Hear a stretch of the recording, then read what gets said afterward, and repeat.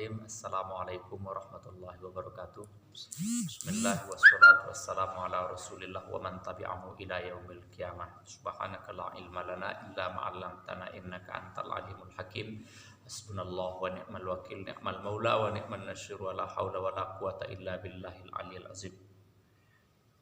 Pada kesempatan ini saya mengantarkan materi kuliah kita Asbabun Nuzul. Asbabun Nuzul ini adalah bagian dari silabus yang akan kita kuliahkan dari semester ini. Dalam pemahaman Asbabun Nuzul, kita harus pahami dulu ini adalah Asbabun Nuzul, sebab-sebab turunnya ayat Al-Quran. Ayat Al-Quran itu ada yang perlu dipahami atau digarisbawahi. Ada yang memiliki Asbabun Nuzul dan ada yang tidak memiliki Asbabun Nuzul. Perlu juga diingat, bukan semua ayat Al-Quran punya Asbabun Nuzul. Ada sebagian orang menganggap bahwa ayat Al-Quran itu semuanya punya Asbabun Nuzul. Tentu tidak. Bahwa Asbabun Nuzul ayat Al-Quran sebagian ada, iya, sebagiannya tidak punya Asbabun Nuzul.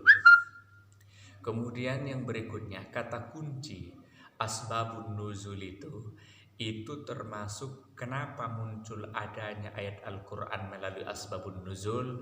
Pertama, bisa diakibatkan adanya permasalahan, adanya konflik, adanya perselisihan, adanya perbedaan pendapat, maka turunlah ayat Al-Quran untuk menjawabnya. Yang kedua, Asbabun Nuzul itu, ayat itu turun terkadang disebabkan adanya pertanyaan kepada Nabi Sallallahu Alaihi Wasallam.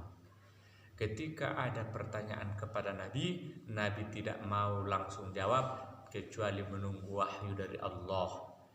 Mereka yang bertanya, ditunggulah wahyu datang dari Allah, maka turunlah ayat. Itulah yang disebut penyebab Asbabun Nuzul. Yang dua hal tersebut diingat, bahwa kalau ada peristiwa, ada permasalahan, ada konflik, ada perselisihan, itu turun ayat Al-Quran.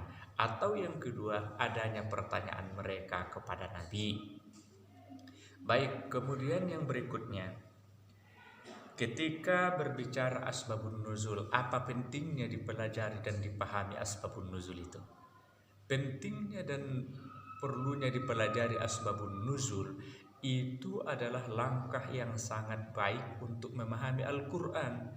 Kita paham dulu latar belakang turunnya Al-Quran, ayat Quran tersebut, sehingga kita lebih mudah untuk memahaminya.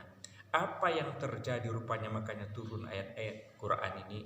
Apa yang terjadi makanya ada ayat Al-Quran yang ayat ini? Maka ini akan membuat kita lebih mudah paham terhadap satu ayat. Lalu kemudian Asbabun Nuzul ini tentu ada kitab yang khusus membahas tentang Asbabun Nuzul. Kitab ini bisa nanti kita lihat di perpustakaan. Rajin adik-adik saya masuk ke perpustakaan, lihat raknya yang ada di situ, kajian ulumul Quran. Saya merekomendasikan juga untuk membaca ataupun memiliki yang paling bagus tentang kitab-kitab Asbabun Nuzul. Baik, kemudian yang berikutnya, Asbabun Nuzul ini adalah merupakan materi utama dalam kajian kuliah Al-Quran. Kenapa? Karena para ulama kita juga membuat kajian Asbabun Nuzul ini kajian yang sangat diutamakan dan sangat diprioritaskan oleh para ulama Al-Quran kita. Jadi saran saya kepada kelompok yang membahas Asbabun Nuzul, ini dibagi makalahnya kepada kawan-kawannya, dan kawan-kawannya juga harus membaca dengan bagus, mulai dari pengertian, kemudian kepada pembagian Asbabun Nuzul, kemudian yang berikutnya contoh-contoh Asbabun Nuzul, dan kitab-kitab yang berbicara Asbabun Nuzul. Tapi untuk sementara saya tetap merekomendasikan bahwa Asbabun Nuzul ini bisa dibaca di buku Al-Quran yang ditulis oleh Dr. Mursal Aziz MPDI dan saya sendiri Zulkifli Nasution. Di situ sudah dijelaskan dan bisa dilihat contoh-contohnya untuk mendalami tentang masalah asbabun nuzul. Saya cukupkan sampai di sini sebagai pengantar. Terus kita bersemangat, kita akan berjumpa nanti di kelas, akan mengkajinya lebih rinci, dan insya Allah kita akan lebih memahaminya. Assalamualaikum warahmatullahi wabarakatuh.